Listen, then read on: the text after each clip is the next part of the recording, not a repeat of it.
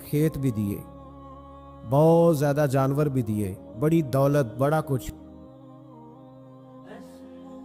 رب آزماتا بھی ہے، اس کا نظام ہے، جتنا کچھ کے قریب ہوتا ہے اتنا ہی زیادہ آزماتا ہے۔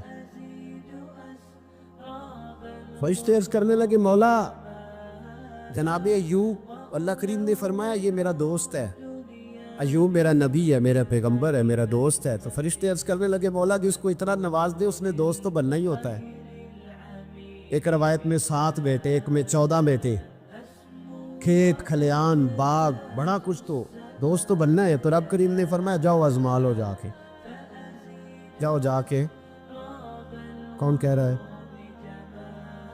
یاری تیری سونا تے ازمائشاں تیریاں اگ، اے سونا پرکھیا جاوندا ہی پہلو نال اگاں دے لگ، جاؤ آزما لو۔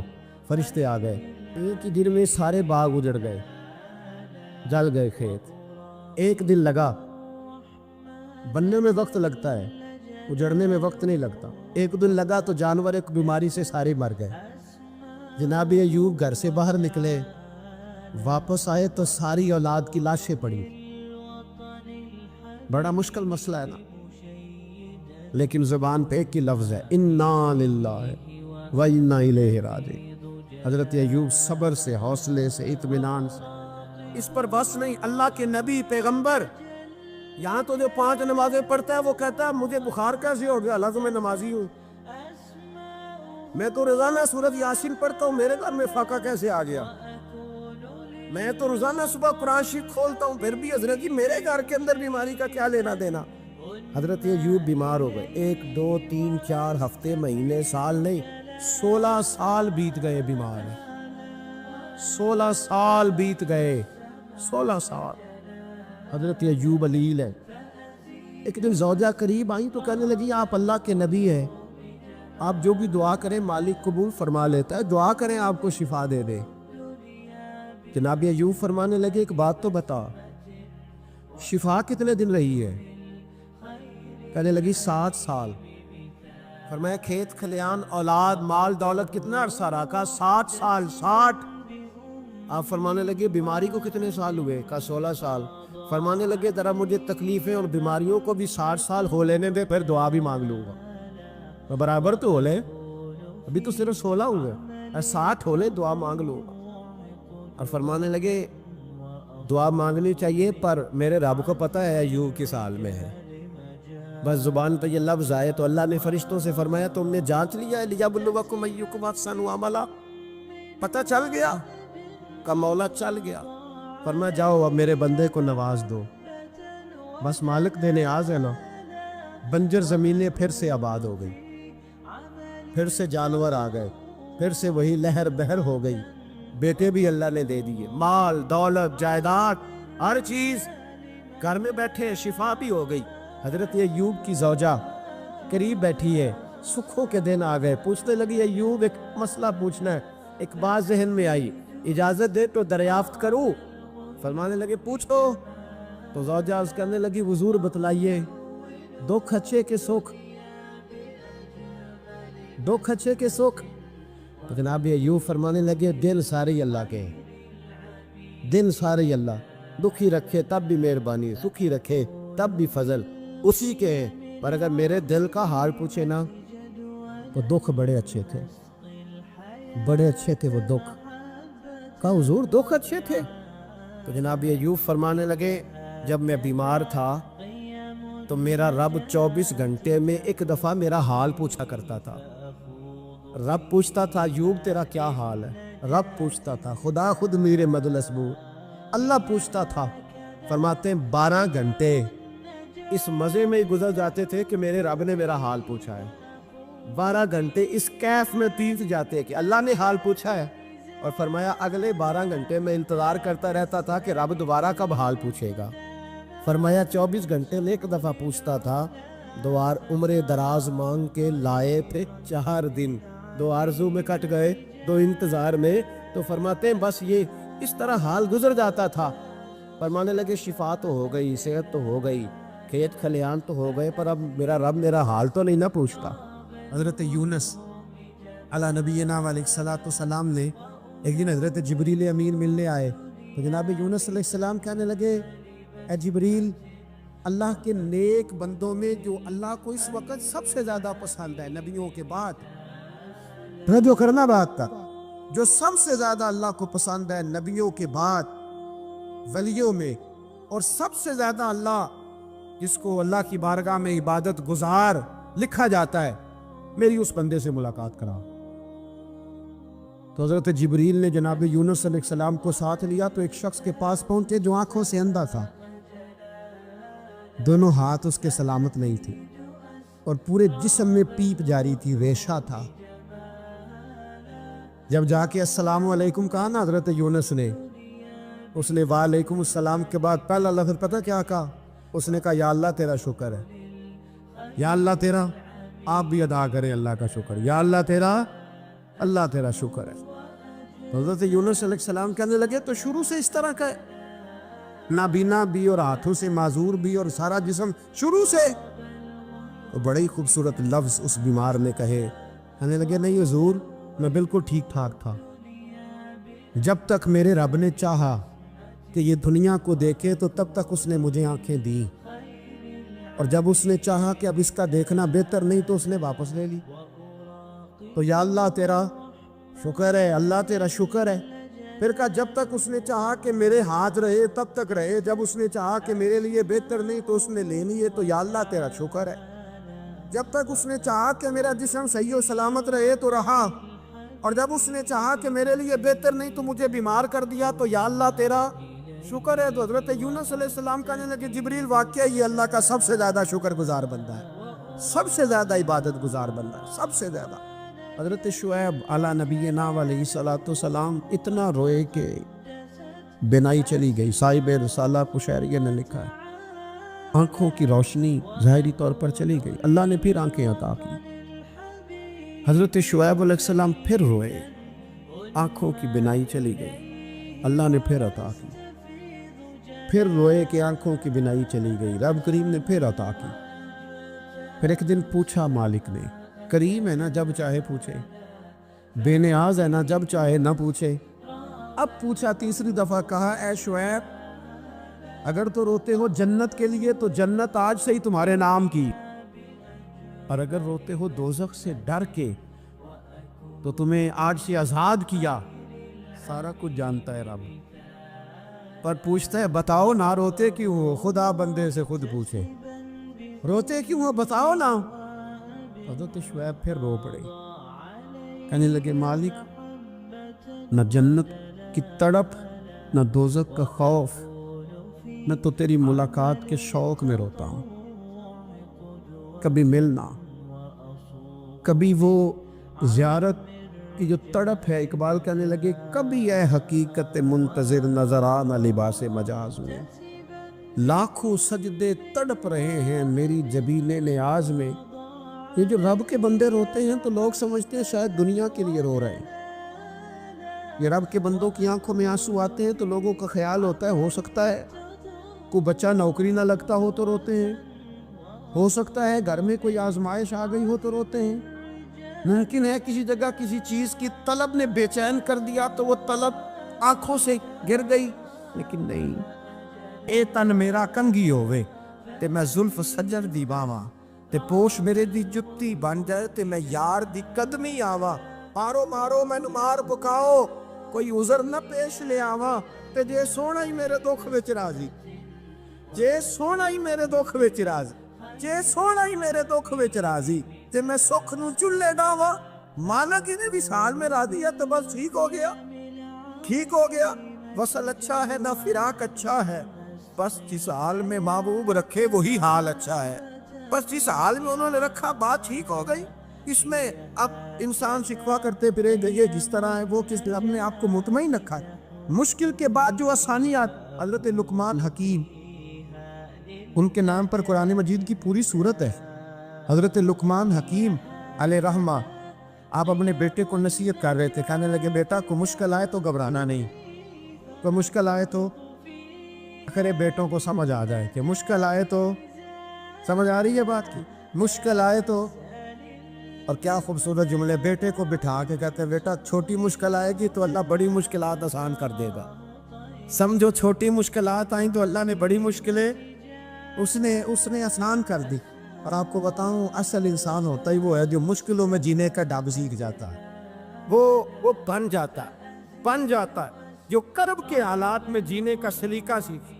اپنے بچوں کو یہ سمجھانا ہے، حضرت لقمان بیٹے مشکل آئے تو گھبرانا نہیں، بڑی کو ٹال دیتی ہے، وہ نیکی کا اور آسانی کا پیش خیمہ ہوتی ہے، اللہ اس کے بعد آسانی سب چاہ رہے ہیں۔ کچھ دنوں کے بعد کہنے لگے آؤ فلاں اللہ کے نبی کی ملاقات کو چلو، فلاں نبی علیہ السلام سے ملنے چلتے ہیں۔ اس زمانے میں جو نبی تھے ان سے ملنے چلے گئے، بیٹے کو پات کی آگ دی، گھوڑے پہ بیٹھنے، امام ابن جوزی نے اس کو لکھا ہے، گھوڑے پہ بیٹھے تھے دونوں کے پاس گھوڑے تھے۔ اب رستہ بہت زیادہ تھا، کھانا ساتھ لے لیا، پانی ساتھ لے لیا، رستہ لمبا تھا، صحرا کا علاقہ تھا۔ جب جانے لگے تو اتنی سخت گرمی ہوئی کہ گھوڑے بھی بے ہوش ہونے لگی، اچانک ایسی گرم لو چلی کہ گھوڑے بھی۔ اب دونوں باپ بیٹا جو تھے وہ بڑی جوش میں تھے کہ جانا ہی جانا ہے، گھوڑے سے اتر کر کے پیدل چلنے لگے۔ اب پیدل چلتے چلتے ذرا آگے گئے تو گرمی میں جتنا بندہ پیدل چلتا ہے اتنا پیاس بھی زیادہ لگتی ہے، تو پانی پیتے رہے، کھانا کھاتے رہے، کھانا پانی بھی ختم ہو گیا۔ تھوڑا آگے چلے نا، اس قدر تکلیف بڑی کہ حضرت جناب لقمان کے بیٹے کے پیر کے اندر ایک ہڈی پیوست ہو گئی، اتنی بڑی ہڈی تھی وہ اندر ہی جلی گئی، پیر خون کے فوارے گرنے لگے، بیٹا بھی ہوش۔ حضرت لقمان اس کے سرانے بیٹھے تو بیٹا تھا نا، آنکھوں میں آنسو آ گئے۔ بیٹے نے آنکھ کھولی تو کہنے لگا ابا جی آپ تو صبر کرنے والے ہیں، آپ رو رہے ہیں۔ اور میں بیٹے میں کیا کروں، میرے سینے میں جو دل ہے وہ ایک باپ کا دل، تو باپ جو ہوا تیری دکھ پر رونا آیا۔ بڑی مشکل سے دانت کے ساتھ ہڈی نکالی، ہڈی نکلی تو خون بھی چلا۔ صاحب زیادہ کہنے لگا حضور آپ نے تو کہا تھا ہر مشکل کے بعد آسانی ہوتی ہے، اور چھوٹی مشکل دے کے اللہ بڑی سے بچا لیتا ہے، تو ہم تو اچھے کام چلے تھے، مشکل پہ مشکل، مشکل پہ مشکل، یہ کیا ہے؟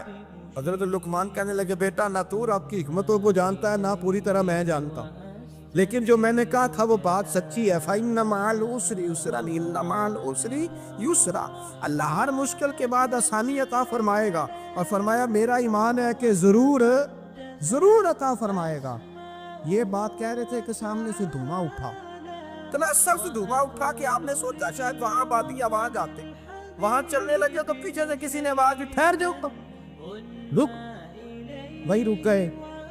تھوڑی دیر گزری تو کہا رک جاؤ، جب رکے تو ایک بولنے والا بولا، کہنے لگا تمہارے لیے تھوڑی دیر کے بعد جانوروں کا بندوبست کر دیا جائے گا، کھانے کا بھی بندوبست ہو جائے گا، بچے کا پیر بھی صحیح ہو جائے گا، چلے جانا لیکن ذرا ٹھہرو۔ حضرت لقمان کہنے لگے بولنے والے تو کون ہے؟ تو کہنے لگے میں اللہ کا فرشتہ ہوں، میں اللہ کا فرشتہ ہوں۔ کہا اللہ کے فرشتے اور یہ سارا کچھ کیا ہے؟ تو فرشتہ کہنے لگا اصل بات یہ ہے کہ صاحب نے بستی پر مجھے عذاب نازل کرنے کا حکم ملا تھا، آپ بڑی تیزی سے آ رہے تھے، میں نے رب سے دعا کی کہ اللہ اس باپ بیٹے کی غلطی کوئی نہیں، مہربانی فرما۔ رب نے پہلے آپ کو صحرا میں الجھایا، پھر میری دعا کی برکت سے آپ کے گھوڑے ٹھہر گئے، پھر میری دعا کی برکت سے آپ کا پانی ختم ہوا، پھر میری دعا کی برکت سے آپ کے بیٹے کو زخم آیا، پھر میری دعا کی برکت سے سامنے سے دھواں اٹھا۔ فرمایا یہ جو تمہیں مشکل پہ مشکل آ رہی تھی، یہ تو میرا رب تمہیں عذاب سے بچانا چاہ رہا تھا، یہ جو تمہیں مشکل پر مشکل آ رہی تھی تو میرا مالک تمہیں عذاب سے بچا رہا، تم سمجھ نہیں رہے تھے۔ حضرت لقمان نے بیٹے کی طرف دیکھا تو بیٹے کہنے لگے ابا جی بات بالکل سچی ہے، افضل الذکر لا علم، اور پھر پڑھنے لگے حسبنا اللہ و نعم الوکیل نعم المولا و نعم النصیر۔ یہ ورد ہونے لگے۔ بھائی جب تجھے مشکل آتی ہے، آزمائش آتی، تو اس وقت سمجھتا ہے پتہ نہیں میرے ساتھ کیا بننے لگا ہے۔ اللہ تبارک و تعالیٰ چھوٹی مشکل دے کے تجھے بڑی سے محفوظ رکھتا ہے۔ حضرت موسیٰ علیہ السلام فرعون کے دربار میں کھڑے، چاروں جانب دشمنی دشمن ہے، جادوگر آ گئے، انہوں نے سانپ چھوڑے، حضرت موسیٰ کے ہاتھ میں ڈنڈا تھا۔ حضرت موسیٰ کہتے ہیں یا اللہ کیا کروں؟ اللہ تعالیٰ نے فرمایا اپنا سانپ پھینک دو۔ کہنا چاہیے تھا نا کہ یا اللہ ایک ہی کچھ ہے، اتنے سانپ ہے، بچانے کے لیے ڈنڈا ہے وہ پھینک دو۔ ڈنڈا پھینکا جاتا ہے، سانپ کو دیکھ کر کے قابو کیا جاتا ہے۔ یہ میرا اور آپ کا ذوق ہے نا، لیکن انبیاء کرام کا انداز ملاحظہ کیجئے میرے عزیزو۔ اللہ فرماتے ہیں ڈنڈا، اے موسیٰ ڈال دے اپنا عصا۔ پہلے نہیں فرمایا کہ سانپ بن جائے گا، فرمایا بس تو ڈال دے۔ میں اور آپ ہوتے ہیں تو سامنے ہے، ڈنڈا ہاتھ میں ہے، ہم کہیں گے عجیب بات ہے، یہی تو دفاع کی چیز ہے، اسی کو ڈال دوں تو بچوں گا کیسے؟ کل ڈال دو تو حضرت موسیٰ نے ڈال دیا، کہا میرے رب کا حکم ہے تو میرے لیے بہتر ہی ہوگا۔ اللہ فرماتے ہیں جب موسیٰ نے ڈالا تو میں نے اس ڈنڈے کو، اس عصا کو اژدہا بنا دیا۔ اب کبھی عصا بھی اژدہا بنے، کبھی چھڑی بھی بہت بڑا اژدہا بنی ہے، لیکن قرآن کہتا ہے جناب موسیٰ نے ڈالا تو اللہ نے اژدہا، بلکہ اس سے پیچھے چلیے، عورتیں کمزور یقین کی ہوتی ہے نا۔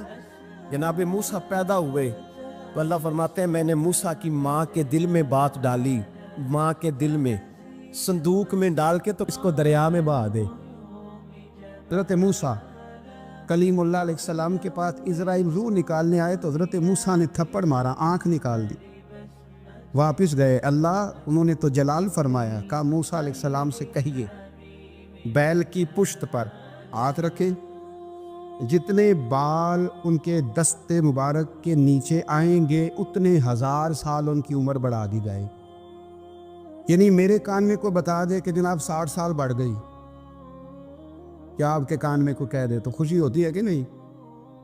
لیکن یہ حقیقت پسندی نہیں، اس لیے کہ 60 بھی گزر جائیں گے، 70 بھی، یہ حقیقت نہیں۔ حضرت موسیٰ چلے میں مثال دیتا ہوں، سمجھ لے 10 بال، حالانکہ بہت زیادہ آتے ہوں گے، 10 بال اگر حضرت موسیٰ کے ہاتھ کے نیچے آئے تو 10,000 سال تو عمر بڑھ گئی نا۔ 10 یعنی 10 سال نہیں، 10 نہیں، 10 بہت زیادہ تھی نا۔ تو حضرت موسیٰ کلیم اللہ علیہ السلام سے آ کے عرض کیا گیا حضور بیل کی پشت پر ہاتھ رکھیں، جتنے آپ کے ہاتھ کے نیچے بال آئیں گے اتنے 1000 سال عمر بڑھ جائے گی۔ تو حضرت موسیٰ نے حقیقت پسندی والی بات کی، فرمایا پھر کیا ہوگا؟ 10,000 سال کے بعد پھر کیا ہوگا؟ کہ حضور جانا تو پھر بھی ہے، فرمایا پھر ابھی چلتے۔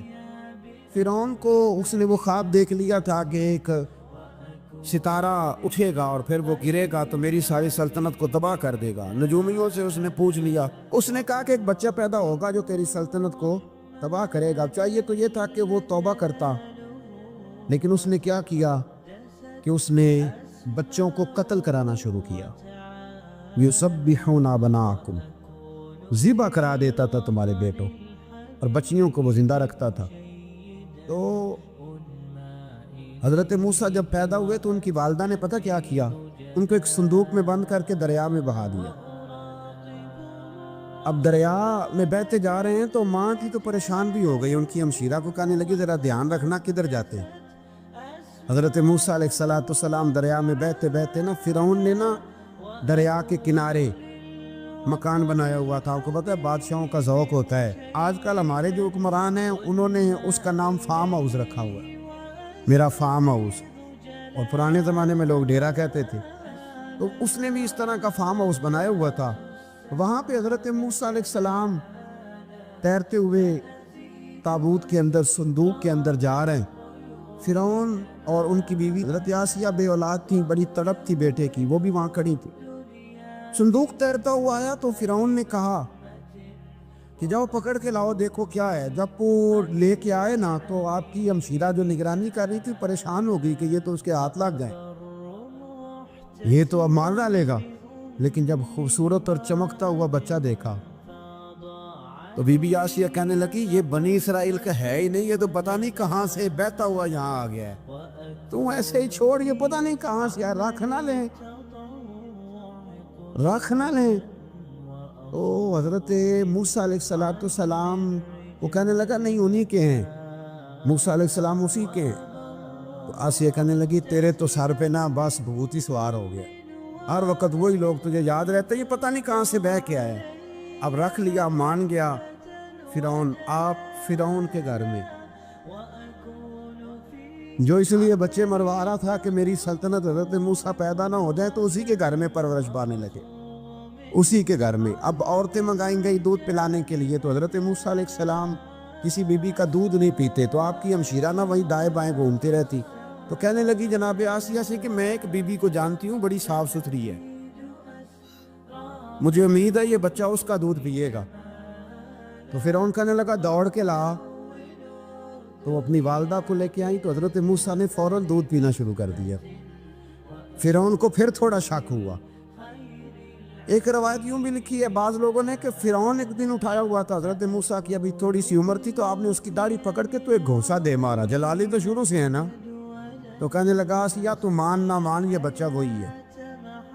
تو حضرت بی بی آسیہ کہنے لگی کہ تجھے غلط فہمی ہے، یہ وہ نہیں ہے۔ اس نے کہا دیکھو نا، یہ تو اٹھاتی ہے تو پیار کرتا ہے، اور میرے جب قریب آتا ہے تو اس کے لب و لہجے میں تلخی محسوس کرتا ہوں۔ اس نے کہا بچوں کو کیا پتا، خیر ایک طرف اس نے کھانے پینے کی چیزیں رکھ دی، ایک طرف انگارے رکھ دیے۔ وہ بھی حضرت آسیہ کہتی ہیں کہ تجھے سمجھ آئے بچے بچے ہوتے ہیں۔ حضرت موسیٰ بچے تو تھے پر تھے تو اللہ کے نبی نا، اللہ کے نبی تھے۔ جب اس نے کہا نا یہ بچے ہیں، تو حضرت موسیٰ علیہ السلام بجائے انگاروں کی طرف جانے کے، نبی تھے، وہ سیدھے کھانے پینے والی چیزوں کی طرف بڑھنے لگے۔ فرعون کہنے لگا آپ بتا، اللہ تعالیٰ نے حضرت جبریل کو بھیجا، انہوں نے کہا ادھر نہیں جانا، آپ ادھر جائیے۔ تو آپ آگ کی طرف گئے اور ایک کوئلہ اٹھا کے زبان پہ رکھ لیا۔ واسی کہنے لگی سمجھ آئی، بچے کو کیا پتا کدھر جانا ہے کدھر نہیں جانا، اگر وہ اتنا ہی خیال ہوتا وہی بچہ ہوتا تو آگ۔ اور بعد مفسرین نے لکھا ہے یہ جو حضرت موسیٰ دعا مانگتے تھے نا رب اشرح لی صدری ویسر لی امری، یہ وہ آگ کا انگارہ جب کوئلہ منہ میں رکھا تھا نا تو اس کی وجہ سے زبان میں کچھ لکنت آ گئی، تو آپ دعا کرتے تھے کہ یا اللہ میری زبان کی وہ بند گرا کھول دے تاکہ میں کھل کے فرعون کے سامنے بات کر سکوں۔ وہیں حضرت موسیٰ پلنے لگے، وہیں پلے، وہیں جوان ہوئے، وہیں اللہ نے ساری دولتیں دی، بہن بھی ملی، ماں بھی ملی، اور سارے عزیزوں کا پیار بھی ملا۔ اسی گھر کے اندر اللہ نے پرورش کر کے فرعون کے ظلم سے بنی اسرائیل کو نجات عطا فرمائی کہ موسیٰ بھی فرعون کے گھر میں پلنے لگے۔ اور جب جوان ہو گئے تو فرعون کے ہاں جو ظلم ہوتا تھا حضرت موسیٰ اس پر بول پڑتے تھے، جلال فرماتے، تو فرعون پھر ناراض رہنے لگا، یہاں تک کہ اس نے آپ کو نکال دیا، آپ تشریف لے گئے وہاں سے۔ تو حضرت موسیٰ ایک دن شام کے وقت دوبارہ آئے بستی میں، لوگ سوئے ہوئے تھے، تو دو آدمی، ایک بنی اسرائیل میں سے اور ایک فرعون کی اپنی قوم میں سے، وہ دونوں آپس میں جھگڑ رہے تھے، لیکن وہ جو حضرت موسیٰ کی بنی اسرائیل کی قوم کا شخص تھا اس پر وہ قبطی، وہ جو فرعون کے قریبی لوگوں میں سے تھا، وہ ظلم کر رہا تھا اور بوجھ اٹھانے کی بات کر رہا تھا۔ اب اس نے حضرت موسیٰ کو پکارا کہ دیکھے میرے ساتھ کس طرح کی بات کر رہا ہے، تو حضرت موسیٰ کا ارادہ بھی نہیں تھا، آپ نے بس اس کو سمجھایا، پر کچھ لوگوں کو سمجھ، تو حضرت موسیٰ نے پھر ایک مکہ مارا، ایک گھونسا مارا، صرف ایک ہی۔ یہ کئی تگڑے اور دلیر اس طرح کے بھی ہوتے ہیں کہ گھونسا ایک بھی برداشت نہیں کرتے، وہ ایک مارا، آدمی دھڑام سے زمین پہ گرا اور ماری گیا۔ حضرت موسیٰ کا ارادہ نہیں تھا لیکن وہ مر گیا۔ حضرت موسیٰ علیہ السلام نے اس بات پر اپنے رب سے استغفار بھی فرمائی، قرآن کہتا ہے کہ انہوں نے معافی چاہی کہ اللہ میرا ارادہ نہیں تھا۔ بہرحال اگلے دن نا حضرت موسیٰ دوبارہ آئے، وہ سنا کرتے تھے نا ہم کہ بیوقوف دوست سے عقل مند دشمن بہتر ہوتا ہے، وہ کم از کم دشمنی تو عقل مندی سے کرتا ہے نا، لیکن جو بیوقوف دوست ہو بیوقوفی۔ حضرت موسیٰ دوبارہ آئے تو وہ بنی اسرائیلی اگلے دن کسی اور سے جھگڑا کر رہا تھا، پھر اس نے مدد کے لیے پکارا تو حضرت موسیٰ کہنے لگے مجھے لگتا یہ ہے کہ تیری عادت ہے، خود بڑا جھگڑالو ہے، تو نے روز نیا جھگڑا شروع کیا ہوتا ہے۔ حضرت موسیٰ جب اس کی طرف بڑھے نا ڈانٹنے کے لیے تو اس نے شور کرنا شروع کر دیا، کہنے لگتا ہے جس طرح آپ نے اسے کل قتل کیا تھا مجھے بھی قتل ہی کریں گے۔ یہ انسانوں کا مزاج ہے کہ آپ جب تک کسی کے طبیعت کے مطابق چلے گئے وہ راضی رہتا ہے، اور ذرا آپ اس کی طبیعت سے ہٹتے ہیں تو وہ شور کرتا ہے۔ اس نے کہا جی آپ مجھے بھی لگتا ہے ماریں گے۔ حضرت موسیٰ کلیم اللہ علی نبینا علیہ السلام کے بارے میں جب اس نے شور کیا تو بات پھر فرعون کے دربار تک گئی، وہ تو پہلے ہی بہانہ تلاش کر رہا، اس نے کہا ڈھونڈو پکڑو اور معاذ اللہ شہید کریں گے۔ کسی نے آ کے خبر دی کہ آپ یہاں سے ہجرت کر دیں، اس لیے کہ آپ کے لیے یہاں حالات درست، اور بھائی یہ چھوڑ دیا کریں بات کہ فلاں آدمی کے ہاتھ میں فلاں جگہ حالات کیسے خراب ہوئے تو نبی کریم علیہ السلام مکہ چھوڑ کے کیوں آئے، حضرت موسیٰ علیہ السلام نے ہجرت کیوں فرمائی۔ یہ ایک ایسی عجیب بحث ہے جس کو لوگ بلا وجہ چھوڑ دے، بلا وجہ چھیڑ دیتے۔ اور بالخصوص ایک خاتون نے ایک دفعہ مجھے پیغام دیا تو میں بڑی اس کی بات سن کے مجھے عجیب لگا.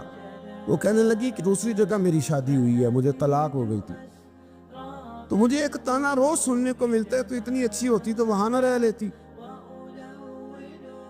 تو بھئی یہ کوئی تانے والی بات ہے؟